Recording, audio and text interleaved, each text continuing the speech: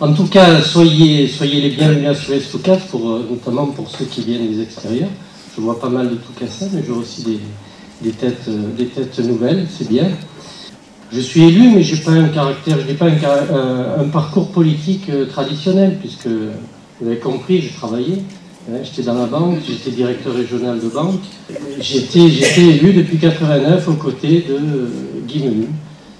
Donc d'abord conseiller municipal, puis premier adjoint, délégué aux finances, comme par hasard. Et puis en 2013, Guy Menu me dit « Écoute, je suis fatigué, il faut que tu prennes le relais, il faut que tu te présentes à la mairie. » Je dis « Écoute, moi j'ai un travail. » et tout. « Non, non, mais tu verras, ça se passera bien. Tu viens une fois par semaine et puis ça... » Donc les Toucassins, ils sont tellement gentils qu'ils nous ont élus. D'abord, il a fallu constituer une équipe. Hein. Et puis, je me suis dit, on ne va pas reprendre les mêmes. Donc, sur l'ancienne équipe, on en a pris 6 ou 7. Et puis, on a ouvert. J'ai reçu des gens que je ne connaissais pas. On a discuté. Et puis, bon, c'était une nouvelle équipe, très ouverte. Et puis, il y avait des gens qui, le cœur penchait plutôt à droite, d'autres plutôt à gauche, plutôt au centre. Et puis, je les ai réunis. On était une vingtaine la première fois. Je leur ai dit, écoutez, moi, je suis amoureux de Solès Toucas. Si vous êtes d'accord sur le projet, ben, on y va, on fait une équipe. Et puis on va marcher entre nous. Hein, et puis ça a plutôt bien marché, puisque les Toucassins nous ont fait confiance, 52% au deuxième tour, et il y avait 3 listes au deuxième tour, donc c'est plutôt réconfortant.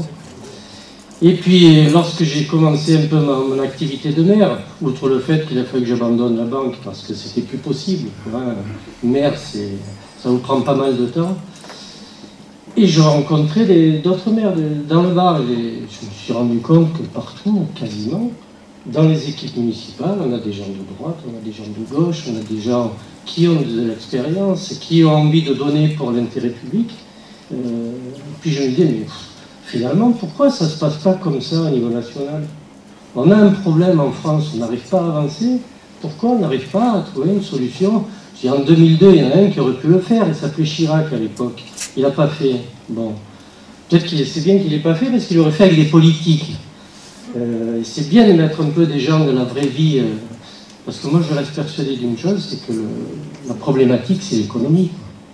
Tant qu'on ne va pas relancer l'économie, tant qu'on ne donnera pas du travail à nos jeunes, à tout le monde, on sera toujours dans, excusez-moi, dans le caca. Hein. Donc on peut promettre ce qu'on veut, mais si on ne relance pas tout ça... Et c'est vrai que je ne m'a rien demandé, et comme les maires, ils ont un petit pouvoir, c'est celui de parrainer, enfin, si on peut appeler ça un pouvoir, mais parrainer les candidats à la présidentielle. J'ai parrainé Emmanuel Macron, parce que je pense que son projet correspond vraiment à la situation actuelle. Donc vous verrez que... Merci. Alors c'est marrant parce que depuis cette année, c'est public. Quand on parraine un candidat, maintenant c'est public, donc on ne peut plus se cacher. Et comme par hasard, il n'y a que le tiers des élus qui ont parrainé les candidats cette année. C'est drôle, hein? Et moi, je suis convaincu qu'à travers cette candidature, il y a un projet qui peut fonctionner. Qui peut fonctionner parce qu'on est... si on arrive à relancer l'économie, il faut desserrer tous les freins de cette économie qu'on a connue. Et tu le sais, dans les entreprises qu'on a vues, les clients à l'époque qu'on avait, toi après tu étais toi-même entreprise, c'est toujours compliqué.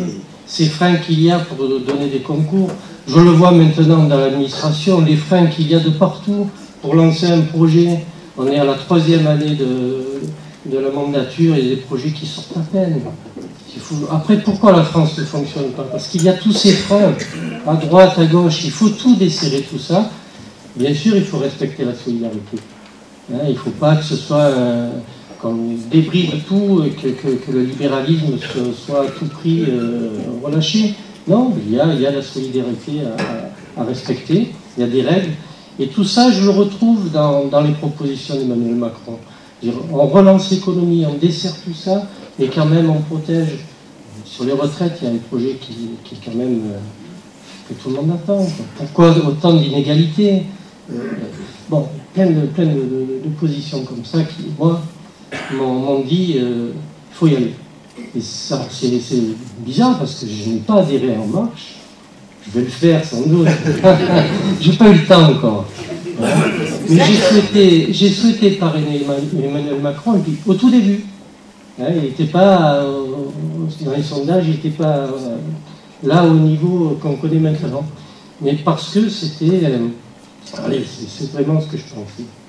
Et puis quand je vois l'adhésion qu'il y a, bon, on voit ce soir le monde qu'il y a, réunion politique, contexte très compliqué, les gens ne savent pas, et puis la salle des fêtes est pleine, la soulève casse.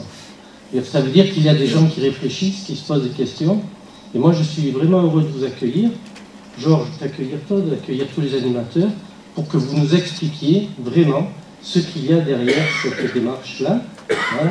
Et puis il faut y aller, parce qu'il ne nous reste que 5 jours. Voilà.